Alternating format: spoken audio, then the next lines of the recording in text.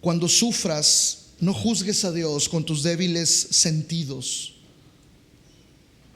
sino confía en Él por su gracia. Las nubes a las que tanto temor les tienes, pronto romperán con una lluvia de bendiciones sobre tu cabeza. Todos tenemos una historia de sufrimiento que contar, o todos tendremos un día una historia de sufrimiento y de cómo enfrentamos y cómo vencimos ese sufrimiento. Por ahora me ocupa algo que quiero compartirles, y es que es algo que la Biblia enseña, porque cuando llegan estos tiempos de sufrimiento, muchos de nosotros no sabemos cómo reaccionar. Cuando llegan los tiempos de sufrimiento, regularmente le damos lugar a la superstición, le damos lugar a la duda, le damos lugar a tantas cosas que no son la realidad.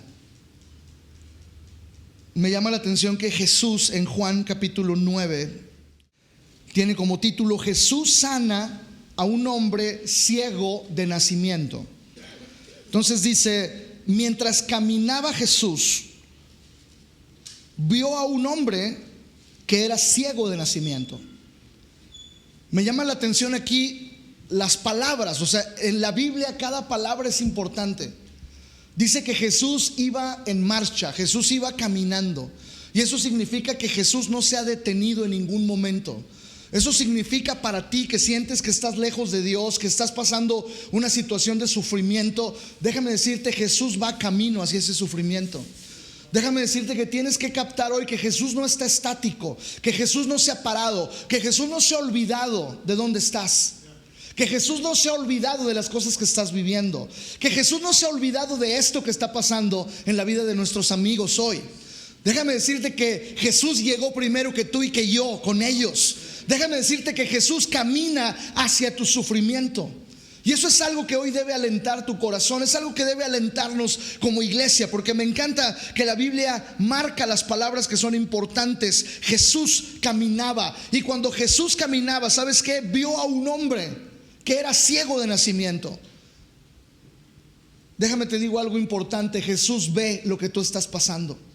Jesús ve tu sufrimiento. Jesús vio a este hombre ciego de nacimiento. ¿Qué sufrir? Ciego de nacimiento. Sabes que muchos a lo mejor ya se habían acostumbrado al sufrimiento de ese hombre. Sabes que muchos a lo mejor ya no le dedicaban una mirada. Al contrario, sabes que pasaban de largo, como muchas veces nosotros pasamos de largo con gente que está sufriendo a nuestro alrededor. O muchas veces nosotros sentimos que la gente pasa de largo cuando nosotros estamos sufriendo. Pero me encanta esta escritura que dice que Jesús vio. ¿Puedes decir conmigo eso? Jesús vio. Jesús vio el sufrimiento. Jesús ve mi sufrimiento. Jesús ve tu sufrimiento. O sea, Jesús observa eso. Él dice: ahí está ese hombre ciego de nacimiento. Es un sufrimiento, pero ¿sabes qué? Los ojos de Jesús están sobre ese sufrimiento. Y cuando Jesús pone los ojos sobre un sufrimiento, algo va a pasar. Cuando Jesús pone los ojos sobre las áreas de nuestra vida donde estamos atravesando sufrimiento, algo va a acontecer. Dice ahí: vio a este hombre que era ciego de nacimiento.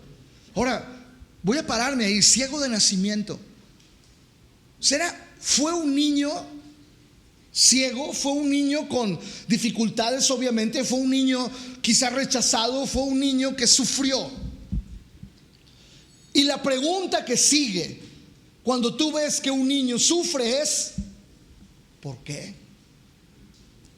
¿Por qué? Siempre esa es nuestra primera pregunta: ¿por qué? Y la Biblia lo muestra aquí.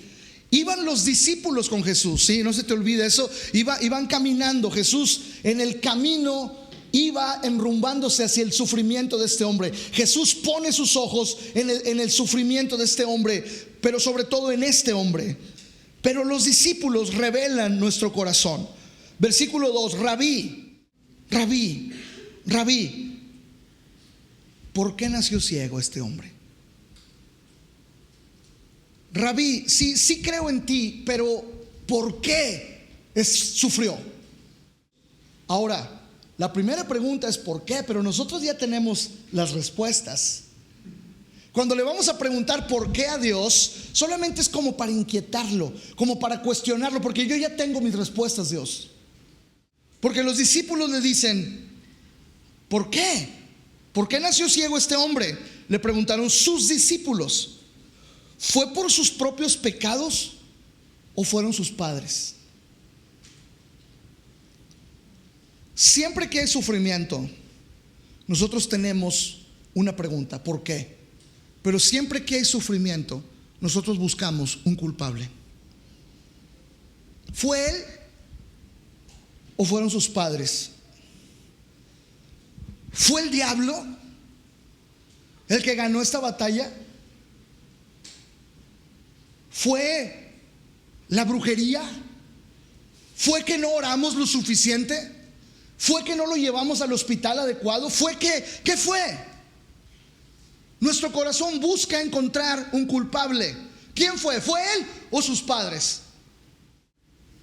¿Fue que no hicimos lo que teníamos que hacer como iglesia? ¿Fue que no hicimos lo que tenemos que hacer como familia? ¿De quién fue la culpa? Cuando hay una situación así, estamos buscando un culpable. ¿Quién señalar? Alguien que lleve la carga. Y no es lo correcto. Yo no estoy aquí, ser humano finito, quebrado, no estoy aquí para defender a Dios. Dios es soberano en cuanto a lo que hace, y nadie va a cuestionar lo que Él dice, porque Dios no ve en la línea del tiempo que nosotros vemos. Nosotros vemos aquí el presente, un poco del pasado y un poco del futuro, pero Dios está en un plano que se llama eternidad, donde Él observa todo lo que fue, todo lo que es, todo lo que será. Y en base a eso Dios toma decisiones que a veces nosotros no entendemos. Solo Dios sabe muchas de las cosas que Él hace, pero lo que me inquieta aquí es la mente, la mentalidad de los discípulos. ¿Qué es nuestra mentalidad cuando estamos en medio de una situación de sufrimiento? ¿Por qué? ¿Y quién? ¿Por qué y quién? ¿Fue él o fueron sus padres? ¿Sabes? Y la gente comienza a formularse ideas. Yo les dije cuando empezamos a orar desde el jueves, Dios tiene decidido lo que va a hacer, pero nosotros vamos a orar como si eso no fuera así, porque así nos manda Él que oremos. Vamos a orar y vamos a orar y vamos a pedir con fuerza, pero sabemos que Dios tiene ya la victoria y la decisión. Nunca nos imaginamos al diablo forcejeando con Dios, porque si tú tienes esa idea, estás minimizando a Dios al nivel del diablo, y eso no puede ser, porque Dios es soberano. Satanás no tiene ninguna autoridad soberana.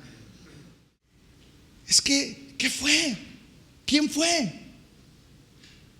¿Por qué? Y me encanta que Jesús responde y les dice: no. La primera respuesta: no. No fue por sus pecados, ni tampoco por los de sus padres, contestó Jesús. Nació ciego, escucha, para que todos vieran el poder de Dios en él. Me encanta la respuesta de Jesús, totalmente contraria a nuestra naturaleza humana. ¿Saben qué? No hay una razón rara como las que ustedes quieren encontrar. ¿Fue él o sus padres? ¿Pecaría él en otra vida y por eso viene pagando ahora en esta vida? O sea, ¿cómo fue? El diablo nos arrebató este regalo. ¿Qué pasó? Jesús les dice: ¿saben que aún este sufrimiento está en medio del plano del tiempo para que Dios sea glorificado a través de él? Llegará un momento en tu vida en que te des cuenta que el sufrimiento por el cual pasas, o el sufrimiento por el cual pasaste, o el sufrimiento al que te enfrentarás, llegará un momento que con claridad vas a ver y vas a decir: lo entiendo. Entre paréntesis, no todos lo tienen que entender. Y ¿sabes qué? Guarda, atesora. María, la madre de Jesús, hubo muchas cosas que no dijo, que no escribió, y la Biblia dice que las guardaba en su corazón. ¿Sabes qué? No todo lo tienes que publicar. Ay, aquí estoy feliz. Ay, aquí estoy triste. Ay, ahora esto, ahora que, ¿sabes qué? ¿Sabes qué? Aprende a guardar cosas en tu corazón. Y cuando estamos pasando por ciertos sufrimientos, Dios está dando perlas increíbles a nuestra vida. Dios está haciendo milagros escondidos. En este momento tú dices, ¿por qué Dios no hizo el milagro? ¿Cómo sabes tú cuántos milagros Dios no hizo? ¿Cómo sabes tú cuántos milagros Dios no hizo? Yo clamaba en el hospital por mi esposa, le decía, Dios, haz un milagro creativo. Créale un colédoco nuevo, haz algo nuevo en ella, así sobrenatural. Dios nunca lo hizo. Pero en medio de esos momentos le dio a mis hijos una fe inquebrantable que hasta el día de hoy los tiene diciendo, no vivimos de la fe de nuestros padres. Aarón se los dijo aquí antes de irse, yo no tengo la fe de mis padres, no me voy porque mis padres son pastores. Tengo mi propia fe.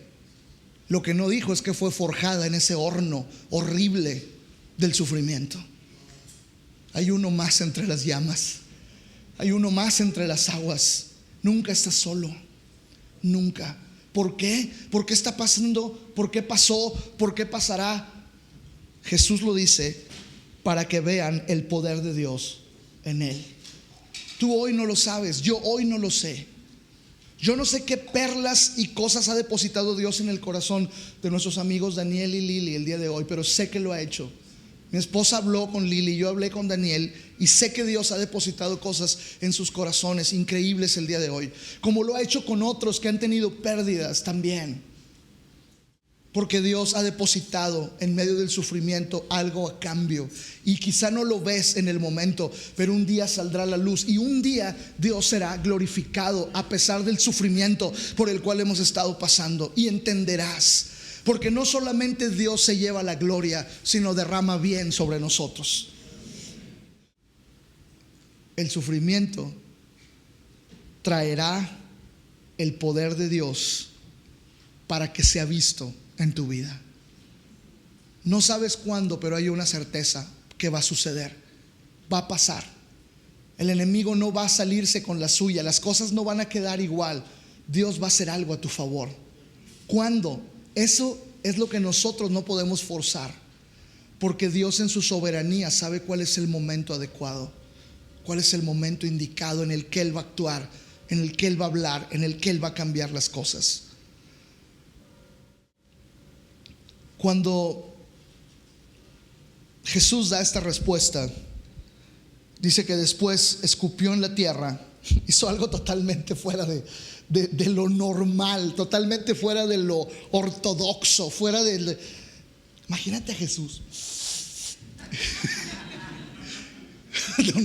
No me lo puedo imaginar, pero lo hizo. Hizo lodo con la escupida. Levantó el lodo y se lo... Déjenme hacer el experimento. Hay tierra para hacer la ilustración con algunos que me caen bien. Y le pone el lodo al ciego en los ojos y le dice: ve, lávate al estanque de Siloé.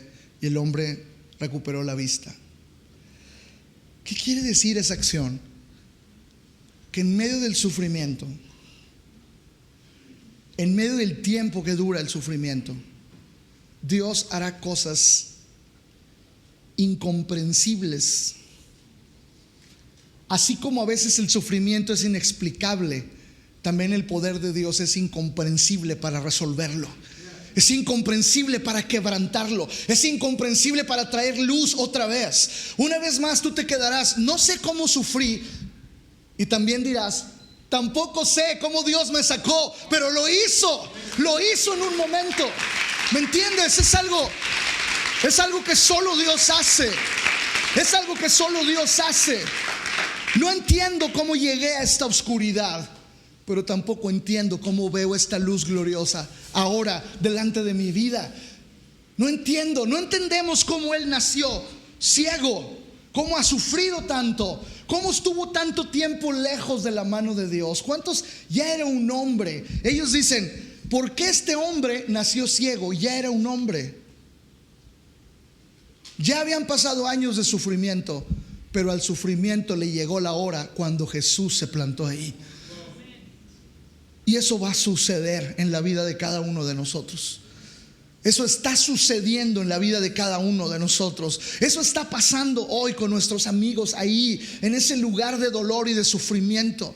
¿Sabes qué? Sí, no saben cómo llegaron a ese momento, pero tampoco sabrán cómo una luz gloriosa llegó para levantar sus vidas y sus corazones una vez más. De una forma incomprensible. ¿Cómo que escupiste, Jesús? Imagínate los discípulos: Jesús, ¿qué onda? ¿Qué van a pensar los demás? Y de por sí están hablando mal de ti. Andan diciendo que eres el mismo diablo echando fuera diablos. Andan diciendo que estás loco. Andan diciendo que comes y cenas con pura gente loca y reventada. ¿Y ahora qué van a decir? Imagínate que andabas escupiendo en el suelo, haciendo lodo y embarrándole en los ojos a la gente. ¿Qué onda, Jesús? Pero sabes, Dios es así.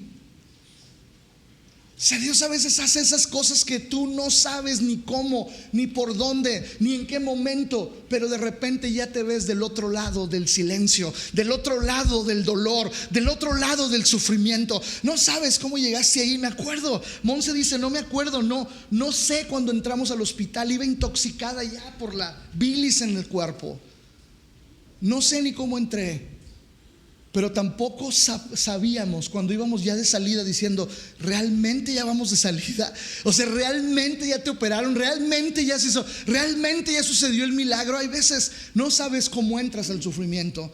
A veces no sabes cómo sales. Pero quien se lleva toda la gloria en ese proceso se llama Jesús. Es Dios quien lo va a hacer. Es Él quien lo va a completar. Es Él quien lo va a terminar. ¿Sabes? Quiero terminar con esto. Pero A.W. Tozer escribió esto. Este libro viejo, se lo recomiendo. Caminamos por una senda marcada. Y el puro título es sugestivo para este momento. Y quiero leer precisamente el capítulo que le da título a este libro. Caminamos por una senda marcada. Para los hijos de Dios no existen los accidentes ni las casualidades. Para empezar, caminamos por una senda marcada, por una senda establecida. El camino que seguimos, el camino por el que andamos, fue escogido para nosotros cuando todavía no existíamos. Cuando solo estábamos en la mente de Dios. Ciertamente puede parecer que nos sobrevienen desgracias. Ciertamente puede parecer que nos sobrevienen situaciones que nos asaltan en el camino. Pero esos males solamente lo son en apariencia. Y parecerán males solo porque nosotros no podemos leer el secreto guión que nuestro Dios soberano ha escrito y ha ocultado en la providencia de su corazón. No podemos por tanto descubrir el fin que Él persigue, pero lo que sí sabemos es que Él es bueno con nosotros. Cuando la verdadera fe llega al corazón del hombre, se van para siempre las casualidades, los accidentes y los azares. No tienen dominio sobre nuestras vidas. No vivimos bajo el poder de la casualidad o bajo el poder del azar. No tienen dominio sobre nosotros. Hemos nacido del Espíritu. Somos hijos de la nueva creación. Estamos al cuidado especial del Dios Altísimo. Y mientras peregrinamos aquí abajo, en este mundo caído y quebrado, no dejamos de ser hijos del pacto eterno. Que si bien podemos pagar una pequeña prenda en tributo a esta naturaleza, con una enfermedad o con la ancianidad o la muerte, no estamos aquí para ser consumidos y dominados por ello. Pero sabes, el hombre de verdadera fe sabe que está escondido con Cristo en Dios. El hombre de verdadera fe vive con la total certidumbre de que sus pasos están ordenados por el Señor para él. La desgracia está fuera de los límites de lo posible. No puedo ser arrebatado de esta tierra ni una hora antes del tiempo que el Señor ha dispuesto. Y no puedo ser detenido en la tierra ni un momento después del momento que el Señor haya determinado acabar conmigo aquí abajo. No somos unos trotamundos sin rumbo. No somos una generación carente de dirección en el tiempo y en el espacio. Cristo en la cruz murió para darnos un lugar a su lado, apartarnos para el Señor y ponernos al cuidado del amado, quien con entrañable amor nos persigue día con día. Todo esto, amigos, no es un mero ensueño. No es un credo consolador entretejido con una vestimenta para darle calor a los entumecidos corazones que sufren en este mundo, o a los asustados corazones que van atravesando el tenebroso y hostil valle de la sombra y de la muerte. No son cuentos de viejas, no son filosofías, es la esencia de la verdad. Esta es una justa recapitulación de la enseñanza bíblica acerca de esta cuestión, y deberíamos recibir esta verdad con reverencia, con gozo, delante de todas las oposiciones que se levanten. Caminamos por una senda marcada. No hay ninguna cosa, no hay nada en este momento, no ha habido y no habrá ninguna situación que salga del control de Dios. Ninguno de nosotros le vendrá un sufrimiento que no pueda soportar. Lo dice la Biblia. Por muy grande que sea, Dios te dará la capacidad de enfrentarlo. Y un día Dios le dará su pago a ese sufrimiento. No sé cuántos años tenía ese hombre, pero ya era un hombre que había sido un niño ciego. Pero llegó la hora para que eso cambiara. Va a llegar la hora para nuestros amigos que hoy sufren. Va a llegar la hora para ti que estás sufriendo. Va a llegar la hora para cada uno de nosotros que atravesemos agua, fuego, valle. Llegará la hora en que se manifieste el poder de Dios. Pero no olvides una cosa: estés en el valle, estés en el fuego, estés en el agua, hay uno más ahí. Hay uno más ahí. ¿No echamos 3 al horno de fuego?, decían. ¿No eran Sadrach, Mesach y Abednego los que echamos para que ardieran? ¿Por qué hay uno más? ¿Por qué hay uno más? Llegaban los doctores y le decían a Monse: ¿por qué no te duele? Te debería de doler. ¿Por qué no te duele? ¿Cómo entraste a este hospital? Algunos llegaron y dijeron: ¿quién fue tu palanca? Hay uno más que tú no ves. Hay uno más en tu fuego, en tu valle, en tus aguas. Hay uno más. Cuando Pedro se hundió, ahí estaba Jesús. Cuando David caminó los valles de sombra y de muerte, por eso lo escribió, el Señor estuvo con él. Cuando Saúl lo perseguía como si fuera un animal para matarlo, cuando se tuvo que esconder en cuevas, el Señor estaba con él. Y llegó un día que ese sufrimiento acabó. Y si no es en esta tierra, entonces ¿para qué hemos venido a la iglesia a exponernos a la eternidad? Porque aun si ese sufrimiento no acabara en esta tierra, la Biblia dice que en su presencia Él enjugará toda lágrima, todo dolor desaparecerá un día. No importa que no sea en la tierra, lo será en la eternidad.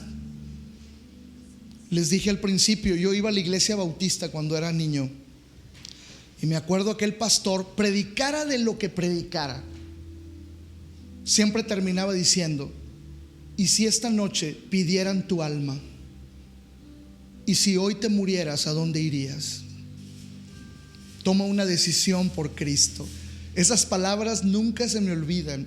Siempre las decía, no importa que haya predicado de matrimonios, terminaba diciendo: si esta noche piden tu alma y hoy mueres, ¿a dónde irías? Entrégale tu vida a Jesucristo. No entendemos, no, duele, duele. No estoy minimizando las pérdidas ni los dolores. No estoy aquí para defender a Dios, porque Él es suficiente para todo. Lo único que estoy diciendo hoy aquí es lo que Jesús le dijo a sus discípulos. No es lo que ustedes piensan. No es el por qué lo que va a resolver esto. No es lo que ustedes piensan. Cualquier sufrimiento que existe es para que se manifieste mi poder ahí. Uno nunca sabe cómo el poder de Dios se va a manifestar después de un tiempo de sufrimiento. No sabemos, pero lo que sí sabemos es que sucederá. Sucederá en algún punto. Sucederá en esta vida o en la eternidad. Sucederá en la infancia o en la juventud. Sucederá en algún punto. Jesús les dijo a los discípulos, para que les quede claro, no es el pecado de Él, no es el pecado de sus padres. Han pasado muchos años y ha sufrido, pero hoy les muestro que este sufrimiento que por años la gente vio, que por años la gente ignoró, hoy que estoy aquí, termina. Para esto es, este sufrimiento que Él pasó desde niño, hoy se acaba. Me encanta esa escritura, ¿sabes? Porque le da un fin y le da una respuesta concreta a nuestro corazón. Lo que estás pasando, un día se va a encontrar con Jesús. Y entonces vas a ver el propósito. Y entonces vas a descubrir para qué Dios te había pasado por ese fuego, por esa agua, por ese valle, donde no comprendías, donde duele tanto. Pero Él está ahí. No te olvides de eso. Él está ahí.